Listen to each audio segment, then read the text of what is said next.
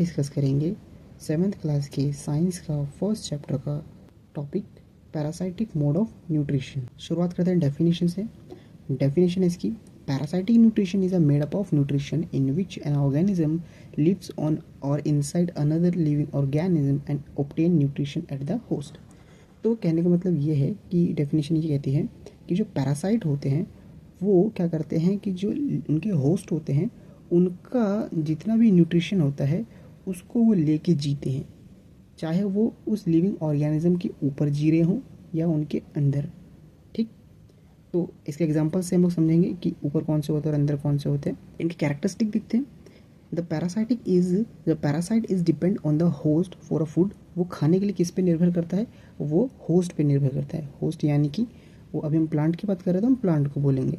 ठीक, जैसे कि प्लांट के हम 2 एग्जांपल दे सकते हैं। अभी कैस्क्यूटा का हम लोग नाम लेंगे, जो ये हमारा एक एग्जांपल हैगा।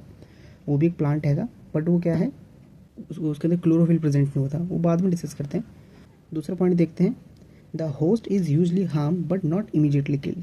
कहने का मतलब है कि जो होस्ट होता है वो अचानक नहीं मरता पैरासाइट के आने से, वो धीरे धीरे पहले वीक होता है, उसके बाद उसे क्या होती है, मृत्यु। पहले डिसीज़ होगी, फिर वो वीक होएगा, उसके बाद वो मर जाएगा। ज़्यादातर केसों में ऐसा देखा जाता है। द पैरासाइट में लीव एक्सटर्नली और इंटरनली। जो एक्सटर्नली यानी कि बाहरी तौर पर जो प्लांट्स पे या एनिमल्स पे जो पैरासाइट्स होते हैं उन्हें बोलते हैं एक्टो पैरासाइट, और जो इंटरनली होते हैं उन्हें बोलते हैं एंडो पैरासाइट। ये आपकी बुक में नहीं लिखा होगा, बट लेकिन ये फिर भी बता रहा हूँ। It is a one sided relationship. एक हम आगे टॉपिक पढ़ेंगे सिम्बायोसिस वाला, तो ये उसके जैसा एक प्रोसेस नहीं होता या रिलेशनशिप नहीं होता, ये वन साइड रिलेशनशिप होता है। इसके अंदर सिर्फ पैरासाइट ही मज़े लेता है, किसके? होस्ट से। होस्ट का खून चूसता है या होस्ट से न्यूट्रिशन लेता है, फूड लेता है, लेकिन होस्ट से पैरासाइट को कोई फ़ायदा नहीं होता, हमेशा नुकसान ही होते हैं। टाइप्स देखते हैं इसके दो ही टाइप है, एक्टो पैरासाइट और एंडो पैरासाइट, जो कि ऊपर बता दिया। एक्टो पैरासाइट वो होते हैं, डिस्क्रिप्शन देखते हैं, lives on the surface of the host. वो क्या करते हैं, होस्ट के सरफेस पे जीते हैं। एग्जाम्पल इसका लीक हो गया है ना, और लीक्स हो गए और टिक्स हो गए। ठीक, और अगर प्लांट्स में देखा जाए तो हमारा कैस्क्यूटा या अमरबेल जिसे हम कहते हैं वो इसका एग्जाम्पल्स है। ठीक है, और एंडोपैरासाइट्स के अंदर देखें तो ये क्या करते हैं, अंदर जीते हैं। डिस्क्रिप्शन में है, lives inside the host body. ये होस्ट की बॉडी के अंदर जीते हैं। जैसे टैप वॉर्म हो गया। टैप वॉर्म कहाँ पाए जाते हैं, ये मैं आपको एग्जाम्पल में आगे बताऊँगा। और राउंड वॉर्म्स होते हैं, और प्लाज्मोडियम जो मलेरिया पैरासाइट द्वारा फैलता है। Example of parasitic nutrition, cuscuta जो अमरबेल होती है, a plant parasite that wraps around host plant suck nutrition from them.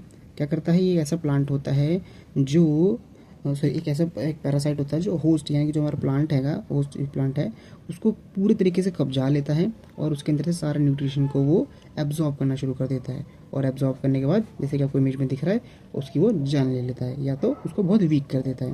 Plasmodium ये मलेरिया के मच्छर से निकलने वाला एक वो होता है, ऑर्गेनिज्म होता है। जब मच्छर, जैसे कि आपको दिख रहा होगा, जब मच्छर काटता है तो काटने के दौरान प्लाज्मोडियम ब्लड वेजल्स में चले जाते हैं, जिससे क्या रहता है, मलेरिया कॉज हो जाता है। और ये प्लाज्मोडियम बॉडी में जीते हैं और वहाँ से न्यूट्रिशन को ऑब्टेन करते हैं ब्लड से, और वो खुद को सर्वाइव करते हैं, डिवाइड करते रहते हैं। और हमें क्या होता है, हम उससे वीक हो जाते हैं, बीमार हो जाते हैं। अगर इस इलाज नहीं होगा तो व्यक्ति मर भी जाता है। तो ऐसे ही जो भी पैरासाइट्स होते हैं वो किसी भी होस्ट को एकदम से नहीं मारते, वो धीरे धीरे मारते हैं। अगर आपने कभी अपने घर में एग्जाम्पल देखा होगा, किसी को मच्छर ने काटा है तो उसको डेंगू मलेरिया हो गया, तो आपको पता होगा कि धीरे धीरे उसकी तबीयत खराब होती है। लीक्स हो गई, ये लिव करती है ह्यूमन के स्कल पे, जो जूं जिसे हम बोलते हैं, वो लोगों के सिर के ऊपर होते हैं। ठीक है, वो बॉडी के ऊपर नहीं होते, वो मतलब हाथ वगैरह पे नहीं होते, वो सर में जो बाल होते हैं उनके अंदर पाए जाते हैं। टैप वॉर्म, ये टैप वॉर्म जो होता है, जो कहते हैं ना बच्चों के पेट में कीड़े हो गए, ये वही होते हैं। ये इंटेस्टाइन में क्या होता है ना बच्चों के, ये केंचू जिसे हम बोलते हैं ना, ये टैप वॉर्म्स उनको बोलते हैं।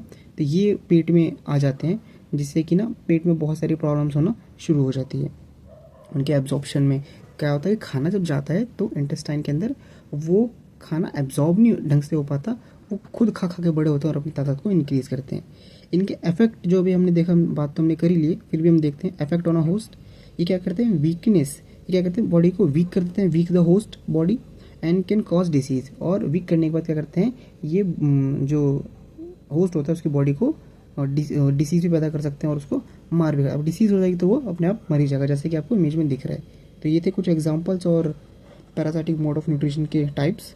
आई होप आपको समझ में आएगा। Thank you so much. आप लाइक एंड सब्सक्राइब करके ज़रूर जाना, और अगर आपको नोट्स चाहिए तो आप मेरे टेलीग्राम चैनल पे जाके रिटर्न नोट्स भी ले सकते हैं।